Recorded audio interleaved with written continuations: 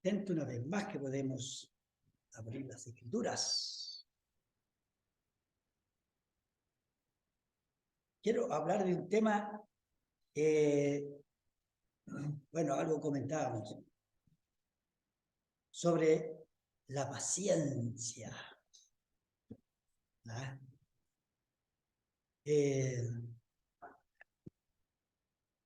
Una de las cosas que la sociedad del día de hoy necesita es la paciencia. Se habla del estrés post-virus,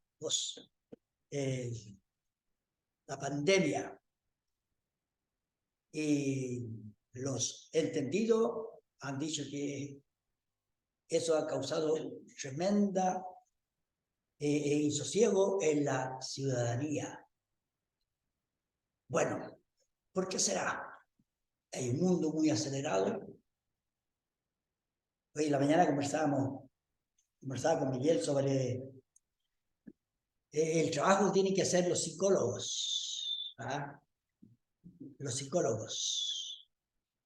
Y hay psicólogos, bueno, ¿cómo se llama? La Gabriela es psicóloga de los infantes. ¿Ah? En los infantes. Y son verdaderas situaciones extremas donde se pierde el rumbo, ¿ah? Por el estrés, por hogares destruidos, y causan un tremendo daño emocional. Y cada uno de nosotros estamos en un mundo muy agitado, Y la otra parte, que nosotros a medida que avanzamos en años, nos afecta más.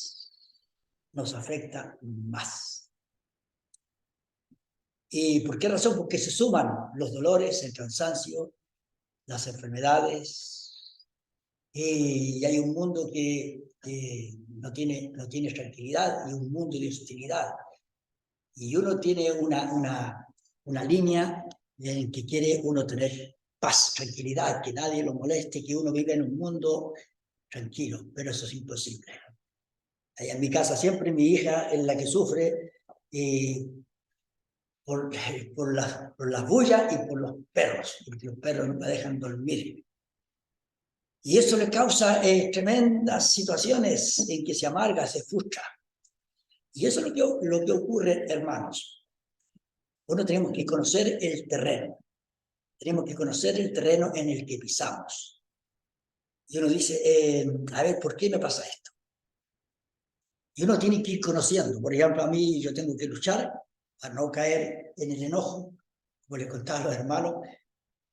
Antes no tenía ese problema, porque yo tomaba mi bicicleta y la metía adentro, cero problema. Y después que adquirí un vehículo, ya es una preocupación más que se me agregó. Tengo que luchar para no enojarme, porque se me ocupan el lado. No es mío, pero yo me lo apropié como que está frente a mi casa. Y no es así. Pero eso suma a mí una inquietud, una inquietante situación. Y vengo llegando al trabajo, ¡toma! Cosas así. Y digo yo, no es tuyo, no pagáis ni un peso, así que estacionate en otro lado nomás. Pero de aquí a 10 años, ¿cómo iré a actuar? De aquí a 5 años más, ¿cómo iré a actuar? Trabajo con mi hermano Nelson, y él tiene que soportarme a mí, y yo tengo que soportarlo a él. Y eso uno va, a medida que va adquiriendo roce, se van creando situaciones difíciles. Y ahí está el creyente luchando ambos para tener paciencia. Porque tenemos que dar un buen ejemplo. La persona el otro día nos dijo que éramos los Pimpineras, porque peleábamos, discutíamos, pero no sin mala, sino que no nos poníamos de acuerdo nomás. Entonces, y el mundo observa la paciencia. ¿Es difícil? ¿Cuál es el remedio para la paciencia? ¿Cuál es el remedio para esta circunstancia? Vamos a Santiago, capítulo 5.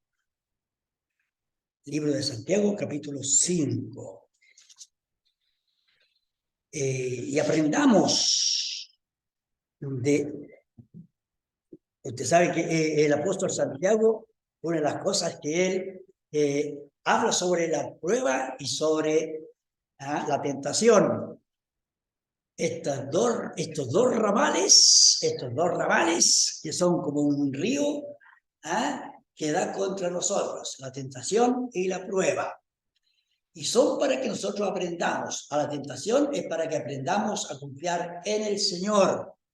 Y la prueba es para que nosotros podamos así crecer. Crecer.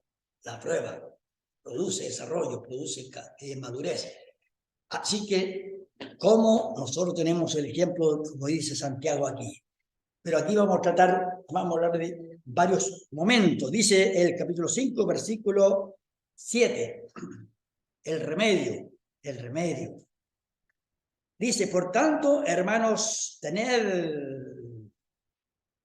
paciencia. ¿Por 10 años? ¿Por 20 años? ¿De que seamos abuelitos? No. Tened paciencia hasta la venida del Señor. Mirad, observad, mirad el entorno. Cómo el labrador espera el precioso fruto de la tierra, aguardando con paciencia hasta que reciba la lluvia temprana y la tardía.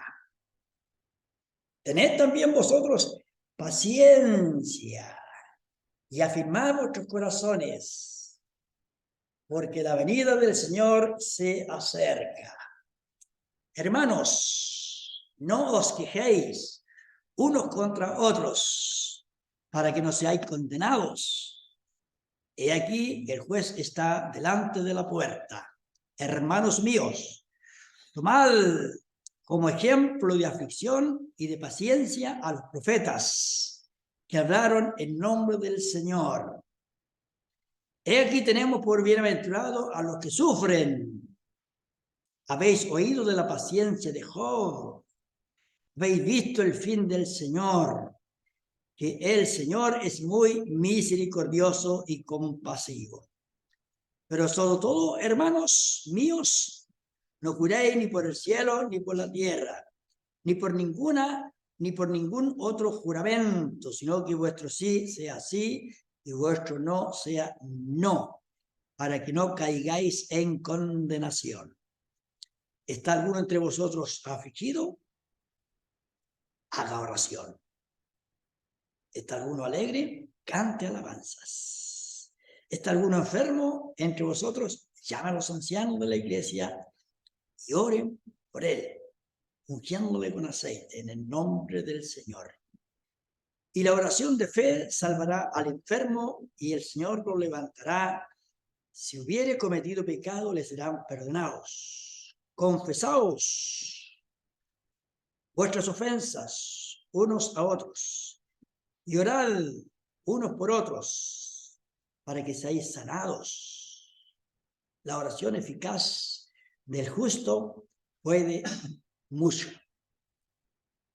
Elías era hombre sujeto a pasiones semejantes a las nuestras y oró fervientemente para que no lloviese y no llovió sobre la tierra por 3 años y 6 meses. Y otra vez oró y el cielo dio lluvia y la tierra produjo su fruto.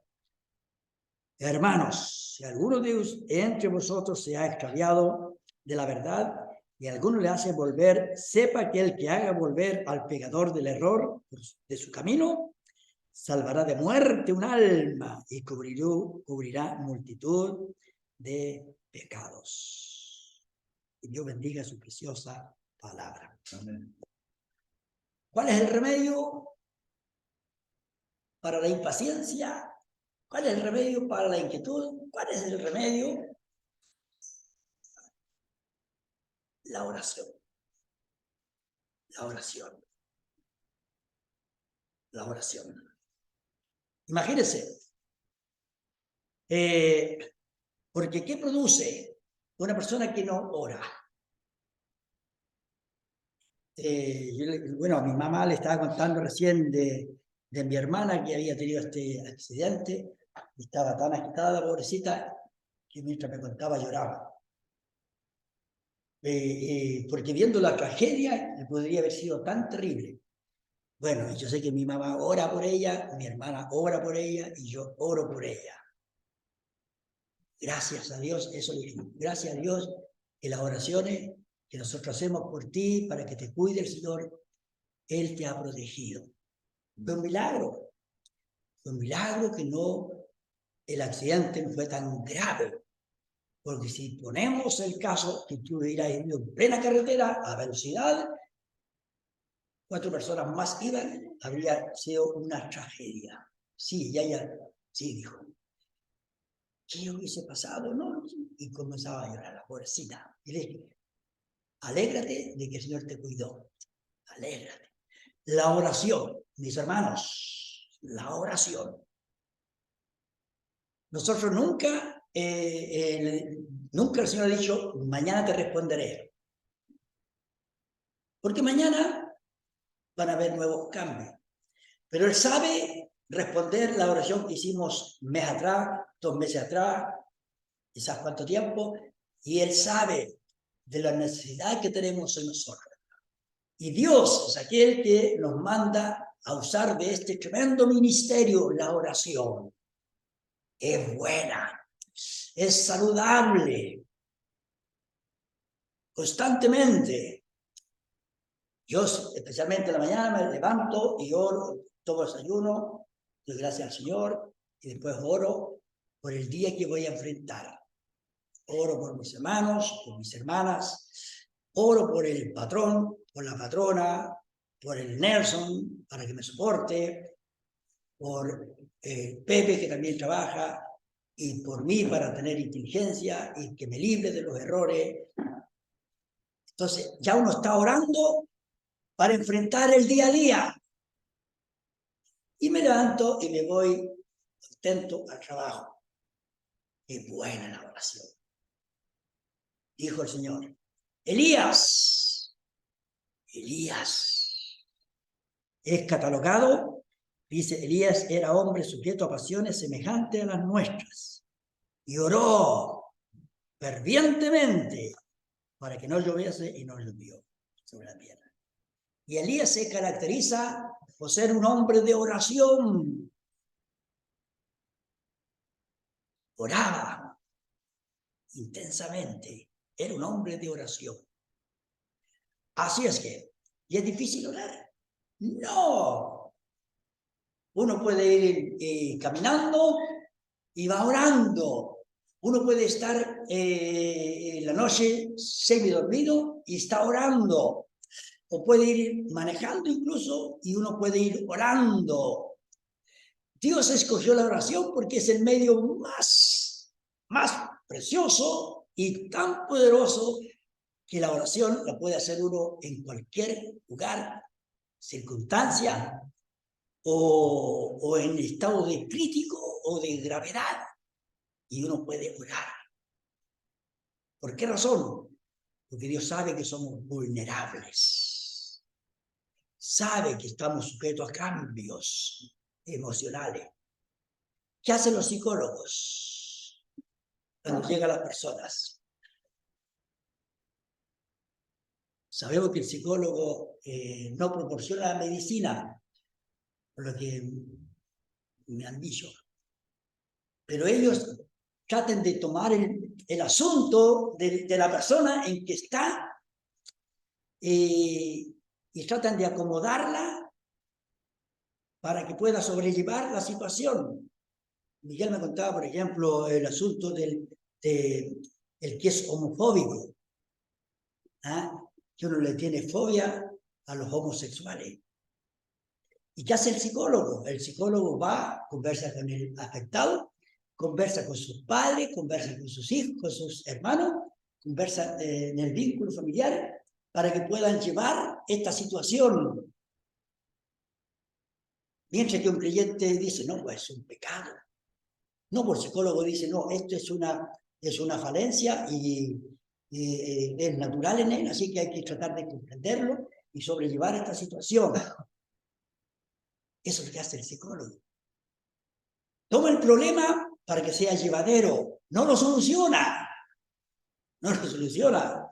Lo soporta. ¿Qué hace la sociedad en el día de hoy? Si el niño, por ejemplo, es rebelde, bueno, ellos dicen, bueno, hay que ver el asunto y ver de dónde partió esto. Y comienzan el asunto, ya dije, no tienen que provocarlo, no tienen que no ser tan duros en la disciplina, claro, pero no le pegue al niño, porque esto causa un trauma. No soluciona el problema, sino que lo hace llevadero. ¿Qué dice Dios? Dios es aquel que dice, ore, descanse en Él. Él es poderoso para tomar el problema, darle solución, salvar al pecador perdido y condenado. Aunque se sienta culpable, indigno, Dios es aquel que da el remedio eficaz, y no con calmantes, no con diálogo, sino con el poder que responde a la oración. Qué afortunados somos, hermanos, la oración. Qué lindo es caminar orando, trabajando y orando.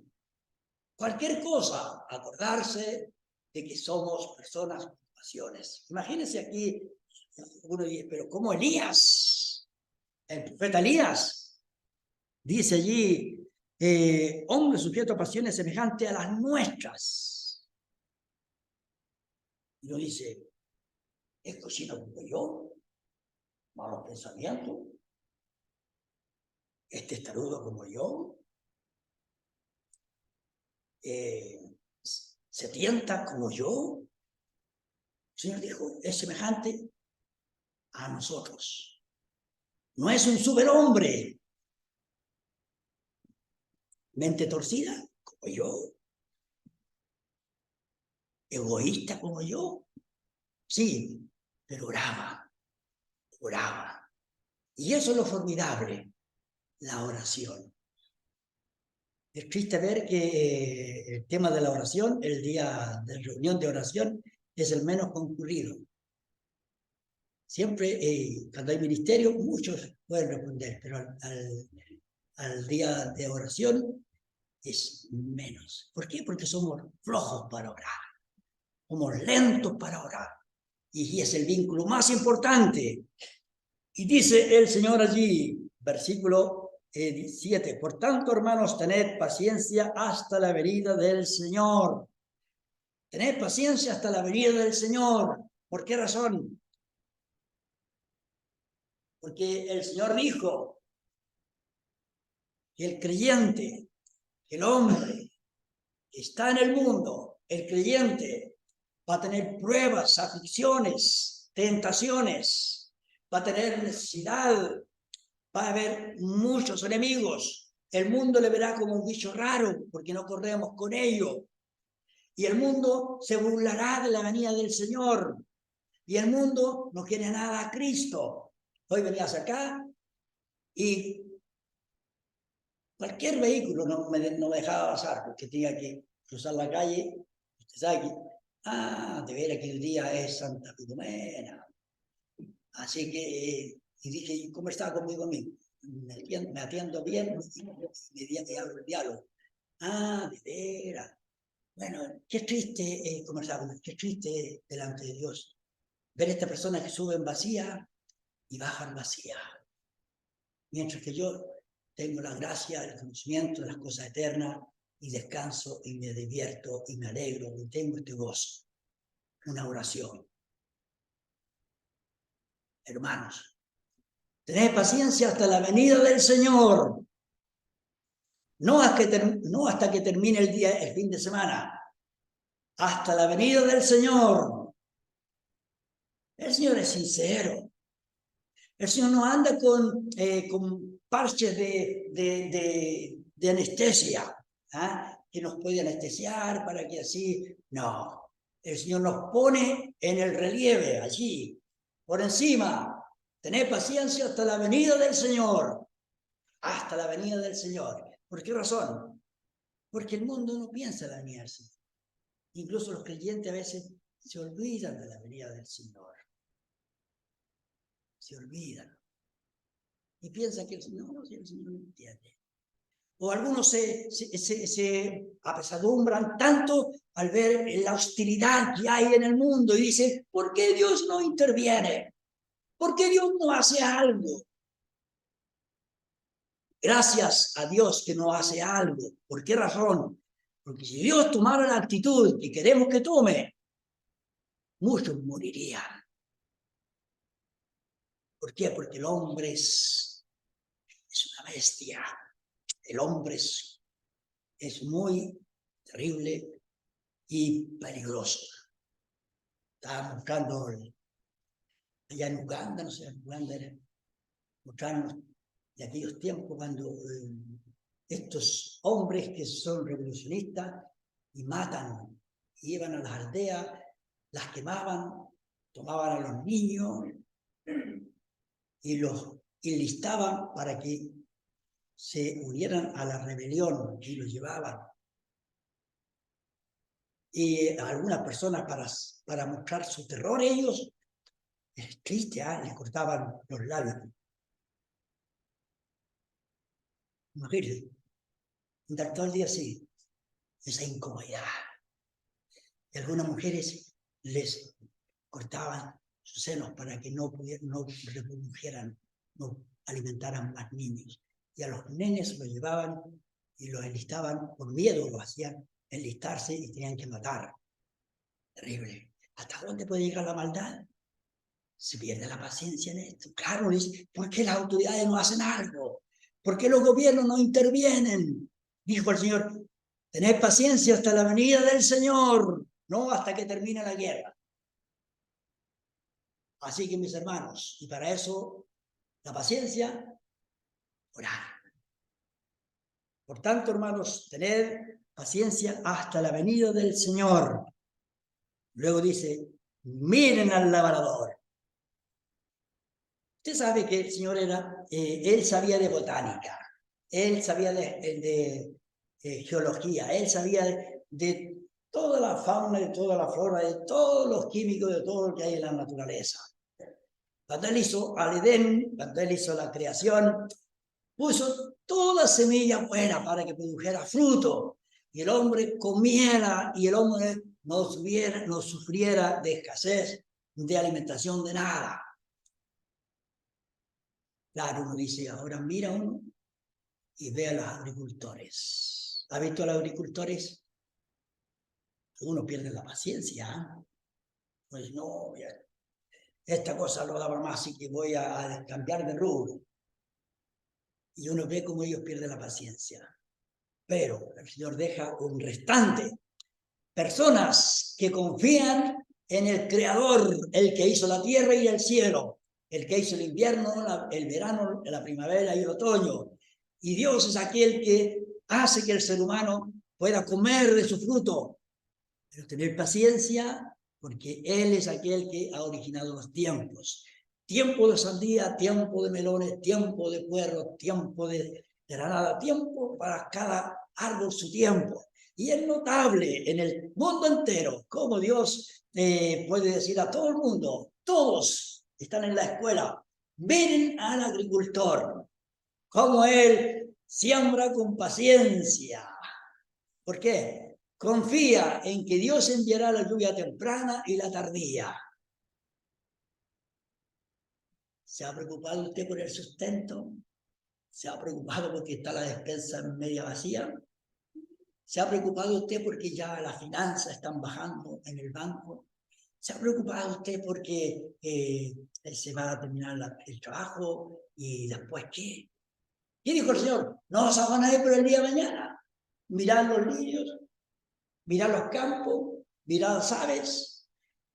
Paciencia, mirando cómo Dios hace una obra en nuestro entorno. Y nosotros somos tan ciegos que perdemos la vista, perdemos la oración y nos impacientamos. ¿Cuesta tener paciencia? Claro, porque uno tiene que ser disciplinado. Recién hablamos de la disciplina.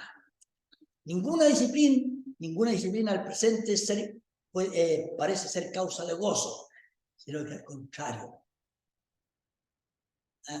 aflige, pero es para un propósito sano, para un propósito bueno. Cuesta, sí, pero el Señor dice, mirad. Cuesta porque uno es muy ligero. Ligero para hablar, ligero para juzgar, ligero para cuestionar, ligero para hacer tantas cosas en la mente. Dios dice, mirad cómo el labrador espera. Cómo el labrador espera. Y es formidable cómo el labrador invierte todo su tiempo. Sabe que después de tantos meses de trabajo de invierno, preparando al árbol, y después comienza a brotar, después comienzan los meses, 3 meses, 4 meses, ya está cosechando.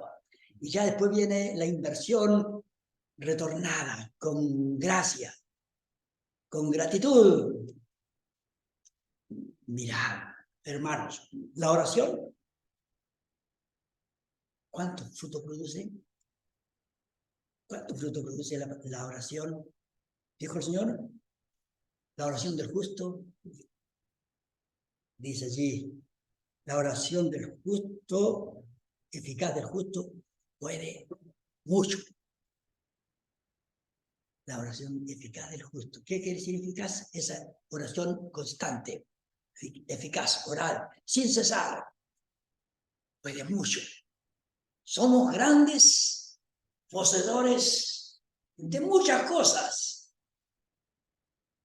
que nos benefician, que nos benefician. ¿Cómo me he beneficiado?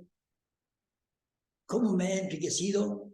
Gracias a Él soy lo que soy, como dijo el apóstol. He aprendido a contentarme. He sido matriculado en el colegio de la pobreza, en el colegio de la escasez, en el colegio del naufragio, en el colegio de las varas cuando me golpeaban. He sido pasado por todo y he aprendido a contentarme, cualquiera sea mi situación. A tener mucho, a tener poco y a no tener nada. Paciencia, la paciencia con la oración. Porque inmediatamente cuando perdemos la paciencia, no oramos. ¿Le ha pasado a usted? Que algo no le sale bien. Y uno se enoja y no ora. Cuando muchas veces mi señora me decía, viejo, reacciona, ora al Señor. Cierra un ojito, ahora cierra el otro, ya. La oración, porque somos así. Cuando perdemos la paciencia, no oramos. Dice, mirad cómo el labrador espera el precioso fruto, hermanos, la oración nuestra, el precioso fruto de nuestra paciencia, si oramos, cuando veamos al Señor. Imagínense, el precioso fruto, entrar a los graneros celestiales, entrar a la superabundancia de los cielos. ¿Cómo será ese precioso fruto de la venida del Señor? 10 años, 20 años, 30 años, 40 años, 60 años, 70 años, esperando a una eternidad de prestigio, de honor, de olvido de lo terrenal. Nada llevaremos de la tierra, ni siquiera un pizca de grano de tierra, nada. Seremos netamente celestiales. El mundo es locura para ellos, pero para el cristiano es el precioso fruto. El precioso fruto. ¿Qué dijo el Señor? Dijo que Él puso su rostro como un pedernal. Y Él, ¿por qué razón? Porque sabía, viendo la aflicción de su alma, el fruto de su aflicción de su alma, el gozo de ver creyentes en las moradas celestiales, librados del terror de la eternidad, sin esperanza, sin Dios, en soledad, en tremenda anonimato, desaparecido, sin nombre, sin propiedad, sin nada, en el vacío, en la incertidumbre, en la tragedia del gusano que nunca muere por el tormento de las aves de las edades. La gloria del creyente, el fruto, el precioso fruto. ¿Quién no se deleita cuando uno va a la feria? A mí me encanta ver a los feriantes porque tienen una forma muy decorativa. Cuando los que venden fruta sobre todo, y ellos las ponen a tal punto de atrapar la vista de las personas y ven lo precioso, el colorido, la brillantez de aquella verdura, de aquella fruta, que entra en el ser humano y dice, está bonita, compremos de eso. El precioso fruto. Mis hermanos, lo que tenemos en el corazón no es poca cosa. No pierda la paciencia, ¿no? Pobre de mí. Como dijo Elías cuando en aquellos tiempos, cuando fue atacado por Jezabel. No soy yo mejor que mi padre. Así decía él. ¿Por qué? Porque había dejado de orar. Se había asustado. Se había caído en depresión y se alejó y quería, Señor, quítame la vida. Yo no soy mejor que mi padre. ¿Y quién le dijo que él no era tan bueno como el padre? ¿Acaso alguien le dijo, oye, tú eres más chico que tus padres fueron formidables? Hay que saber, hermano, una de las cosas que el mundo siempre nos marca a nosotros. En una familia, tú eres el peor, en el colegio, tú eres un burro, en el trabajo, eres un holgazán, en la sociedad, eres un delincuente. Y comienza el mundo a alardear por todos lados. Y somos así, deteriorados, marginados, porque dice la palabra de Dios, no hay justo ni aún uno, no hay quien haga lo bueno, todos han pecado, todos están corrompidos, todos están totalmente contaminados, de la punta de nuestra cabellera hasta la planta de los pies, no hay en nosotros cosa sana, no hay en nosotros belleza emocional perfecta, tangible de alegría, no. Netamente, totalmente desventurados, como dice la palabra. Sin buena ventura, desventurados, pobres, miserables, ciegos. Así es que, cuando esté en esa condición, no, ¿quién soy yo?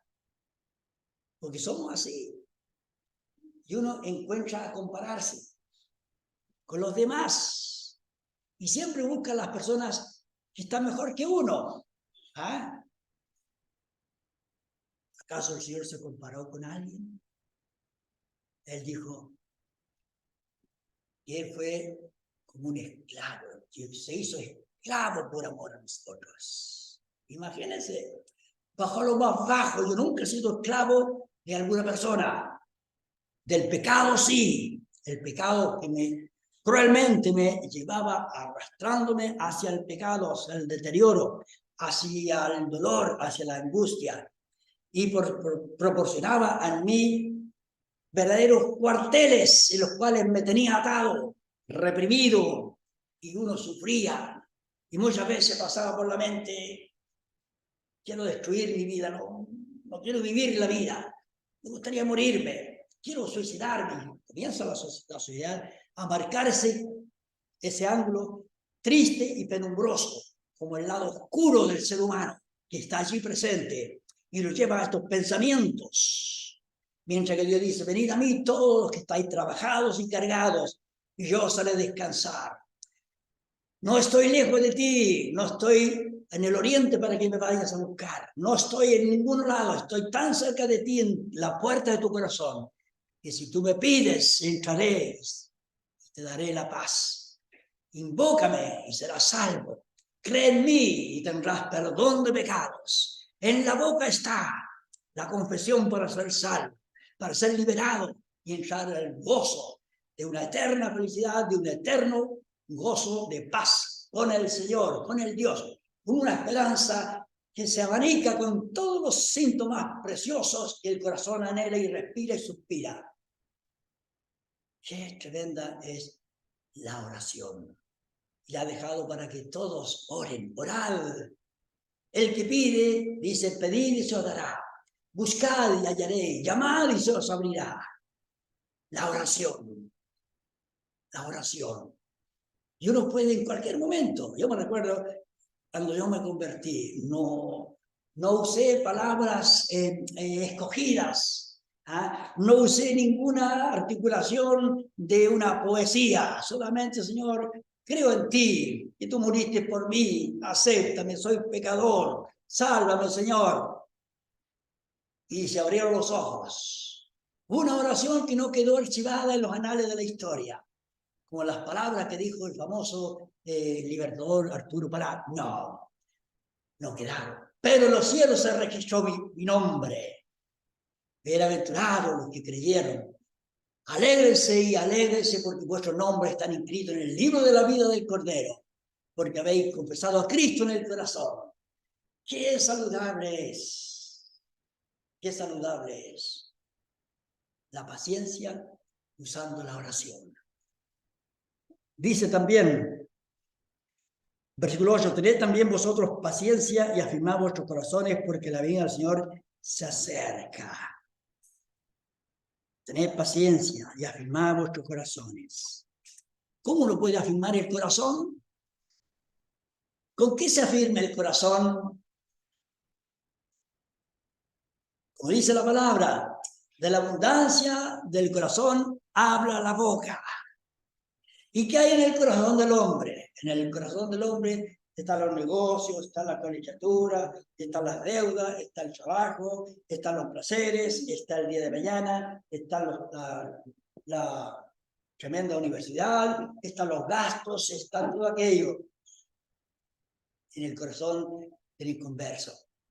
Pero Dios, ¿qué ha dicho? Vayan por todo el mundo y prediquen el Evangelio para que llegue a ellos el Evangelio de gloria, el Evangelio de poder, el Evangelio de salvación, para que todos me conozcan. Vayan por los campos, por la ciudad, por los llanos, por todos los lugares. Vayan a tiempo y fuera de tiempo, prediquen la verdad.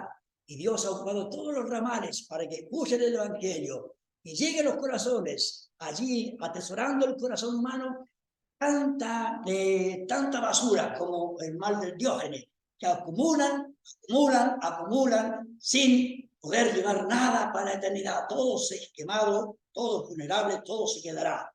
Pero la palabra que han escuchado, en un momento en su conciencia, ellos podrán sacar provecho de lo que escucharon algún día y lo que quedó en el corazón. Los corazones, como dice la palabra allí. Afirmad vuestros corazones. Qué bueno es cuando la palabra de Dios afirma un corazón. Y todos nosotros, ninguno de nosotros fue salvo sin que no hubiera estado en su corazón la palabra de Dios. La palabra de Dios. Uno dice, yo me acuerdo, escuchaba el Evangelio, escuchaba de los pecadores, y balbucean y tratan de congeniar lo que quedó en su corazón a temprana edad, pero sí queda bien claro que Cristo murió por ellos, en el corazón, la palabra de Dios. Nadie es salvo por hacer buenas obras. Nadie es salvo porque está registrado aquí en un libro. Nadie es salvo porque se porta bien. Nadie es salvo porque busca cómo poder enclaustrarse y golpear su cuerpo y hacerlo sufrir para que sea salvo. No, nadie puede ser salvo solamente por lo que entra en su corazón. La palabra de Dios, esta palabra viva y eficaz como espada de dos filos, penetra hasta dentro del corazón, divide las coyunturas, los tuétanos, discierne los pensamientos, y corta con aquel filo sigiloso que separa el mal y el bien, y le muestra el bien de la palabra de Dios que escuchó y es salvo. ¿Cuántos portentosos multitudes han respondido con una sola palabra que escucharon? Cristo murió por mí. Cortito. Cristo murió. ¿Cómo fue salvo? Cristo murió por mí. Ay, hermano, qué poderoso es lo que Dios puede atesorar en el corazón. Porque Dios trabaja desde dentro del corazón. De adentro comienza la obra, la conversión. Así es que dice la palabra allí, afirmad vuestros corazones porque la venida del Señor está cerca. Tenemos mucha información acerca de la venida del Señor. A mí me encanta y me imagino y a veces juego con la imaginación. ¿Cómo ir a hacer cuando vaya caminando al trabajo y de repente ¡pum!, despierto en la presencia del Señor? Qué extraordinario. Y uno acelera, como quisiera, ¿cuáles serán mis primeras palabras en el cielo cuando llegue y vea las multitudes de multitudes? Todos vestidos, como dice la Apocalipsis, con vestiduras blancas. No hay ningún ser en el cielo sin vestidura. Nosotros veíamos cuando estábamos pequeños el Gasparín, y andaba desnudo Gasparín. Claro, el mundo imaginativo piensan que andan desnudos, como los ángeles, y pintan cuadros desnudos. No, en el cielo, todos con vestiduras blancas, resplandecientes, porque lavaron su vida, entero su vida en la sangre del Cordero, y han sido lavados, justificados y vestidos a una excelencia. Ninguno está manchado por el pecado, ninguno está con harapos en los cielos. La excelencia de nuestro gran Dios que viene pronto, la venida del Señor se acerca. Hermanos, no os quejéis unos contra otros, para que no seáis condenados. ¿Por qué nos quejamos unos contra otros? Todos nosotros nos quejamos. Que tú eres una persona muy gritona, no, que tú eres una persona muy olvidadiza, no, que tú eres una persona muy descuidada, no, que tú eres una persona que siempre llega tarde a lo que dijimos, no, y comienzan las quejas, y comienzan las discusiones. ¿Y quién es el que juzgará? Como dice aquí la palabra, no quejéis unos contra otros para que no seáis condenados. ¿Por qué? He aquí el juez está delante de la puerta. El Señor viene. El Señor viene. Y dice, está a la puerta. O sea que ya hizo el recorrido de venir al encuentro nuestro. Así lo ve poéticamente, lo presenta el Espíritu Santo. Está tan cerca y ya está a la puerta. Es tan estrecho el tiempo, el lapso, y ya está a las puertas. Viene pronto.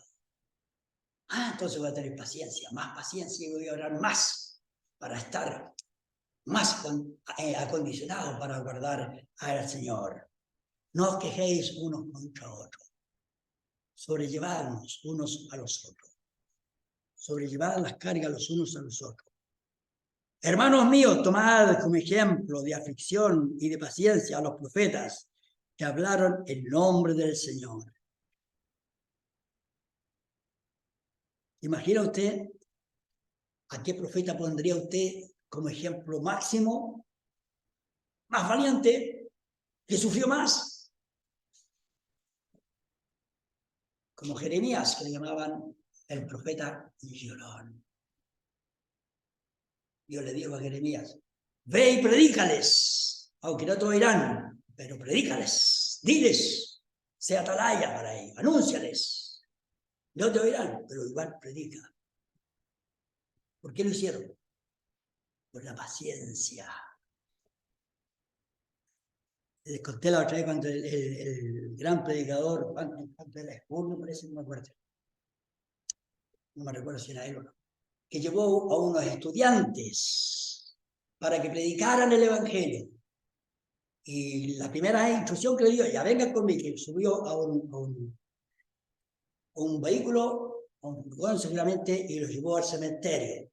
Ya dijo, tú Ricardo ponte en esa sepultura, tú Juan ponte en esa sepultura, tú Andrés ponte en esa sepultura, y así. Y ahora predíquenles. Prediquen fuerte. Y después de que lo hicieron varias veces, ¿cómo encontraron? ¿Cómo se sintieron? Ridículo. Lo encontramos ridículo. Claro. ¿Por qué? Porque el mundo está muerto en delitos y pecados. Y es por eso que nosotros cuando predicamos, estamos predicando a personas muertas en delitos y pecados. Nos sentimos a veces ridículos porque nadie responde. Claro, porque están muertos en delitos y pecados. Pero Dios hace la obra, hacerles resucitar, darles vida. Porque la palabra que predicamos es una palabra de poder. Así que hagan memoria de aquellos grandes hombres que predicaron y sufrieron. Tómenlos como ejemplo. Tómenlos como ejemplo a los profetas que hablaron en nombre del Señor.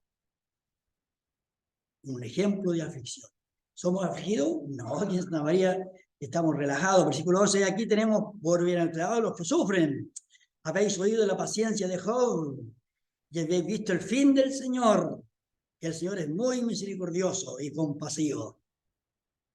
El máximo ejemplo es el Señor. Job, claro, Job fue un hombre de mucha estima. ¿Cómo pudo soportar tanto? ¿Cómo pudo soportar tanto? Con paciencia. Es que él confiaba en su Creador.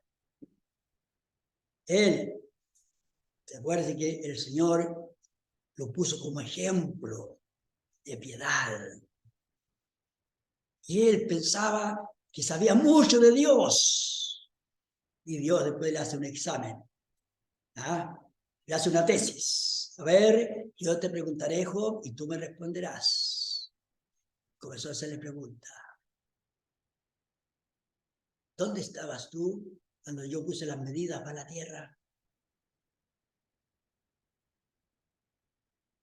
¿Conoces al Leviatán? ¿Quién lo puede dominar? Ponerle un cabestro, ponerle un freno. Yo lo domino. Puse el mar para que él juegue allí. Y le hizo muchas preguntas más. ¿Qué sabes tú de las medidas? ¿Qué sabes tú de las cabras monteses que están en su tiempo de parición y ellas nacen allí? Yo las hice y las puse allí. ¿Qué sabes tú de ellas? No, porque son monteses, no las sé ni el número de ellas. Mire, hermanos, ese es nuestro gran Dios. Bienaventurados los que sufren, había vivido la paciencia de Job, y había visto el fin del Señor. Esto me encantaría. Tratar de poner en mi mente el fin del Señor. El fin del Señor. ¿Para qué? Para que se libere de mí todo sentimiento de aquella miserable vida y poder gustar cómo el Señor llegó hasta el final. Él cumplió la obra de gloria hasta el fin y sin titubear, que el mundo le hizo sufrir tanto que hasta por los poros salían grandes gotas como de sangre, por la aflicción en su interior, en su alma, en su espíritu, que le consumía, le apresaba, le hacía gemir en la soledad. Y era allí con paciencia, con paciencia, con paciencia, el fin del Señor. No es verdad que todos retroceden, dejando al Señor solo aquí, en medio de este tremendo legado. Mirad y aprended, bienaventurado. Pero sobre todo, hermanos míos, no juráis ni por el cielo, ni por la tierra, ni por ningún otro juramento, sino por vuestro sí sea sí, vuestro no sea no. Veamos, vivamos vidas veraces. ¿Ah? No que tengamos que, no, es que yo te lo juro, no. Viva vidas veraces. Que usted dice, sí, mañana voy. Allá llego. Sabe que no puedo ir, así que por favor, discúlpeme, perdone que no vaya a poder ir. Sea veraz, que el mundo tenga credibilidad en usted. Que usted no tenga que forzar para que otros crean. No, sea una persona carta abierta. Sea veraz. Créelo. Que el mundo diga, es una persona fiable.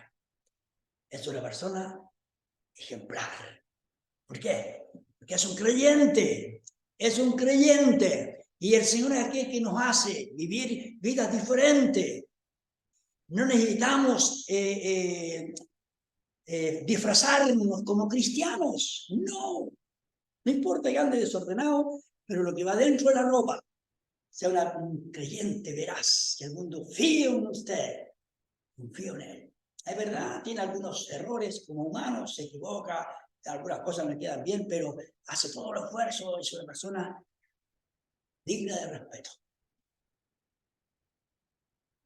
¿Qué más dice?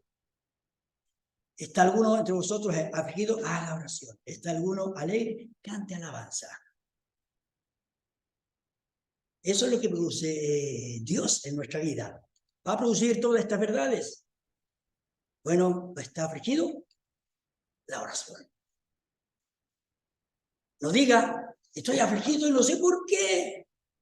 Bueno, Dios quiere que aprendamos la oración. Como Elías oraba, a tal punto que en una ocasión, cuando Giesi le dijo, ve al monte y ves, porque estoy orando para que no llueva. Fue, Elías, no pasa nada, no hay nada. Anda otra vez. Siguió Elías orando. Elías, tampoco no hay nada. 7 veces. 7 veces orando. Hermanos, ¿cuántas veces oramos para una cosa? Bueno, yo trato de orar constantemente. Y a veces llego a la casa, gracias a Dios que me cuidaste, fue un día lindo, precioso. Tuve algunos problemas, pero gracias que tú me dices paciencia, gracias. Pues me acuesto y estoy orando. Es saludable. ¿Está afligido? Es para que ore. Para que no se olvide la oración. Tal como Elías, era hombre de pasión igual que la nuestra, pero un hombre de oración. Oraba, oraba y oraba. Vamos a orar a propósito. Padre, gracias te damos, oh Dios eterno, una vez más, porque tú nos enseñas a disfrutar de este tremendo y honroso ministerio de orar sin cesar. Gracias te damos, Padre, porque hemos visto tantas respuestas. Ninguna de ellas, oh Dios, carece de valor. Todas con un propósito solemne, edificante, estimulante y creando en nosotros una perspectiva de alegría, de gozo, de ver que tú has respondido y nos manda que oremos en ti. Porque tú eres tan poderoso, tienes todos los recursos y nos mandas, oh Dios, porque tienes un abogado el cual nos favorece con gemidos indecibles, presenta nuestra oración, la perfecciona. Y tu Espíritu de Dios es aquel que nos va dando gloria sobre gloria acerca de Cristo, para gozarnos y ver el fruto precioso, temprano, que lo proporcionó tu palabra, y te mío porque tu palabra sigue cayendo en nuestro corazón. Agradecido en tu Hijo, el Señor Jesucristo. Amén.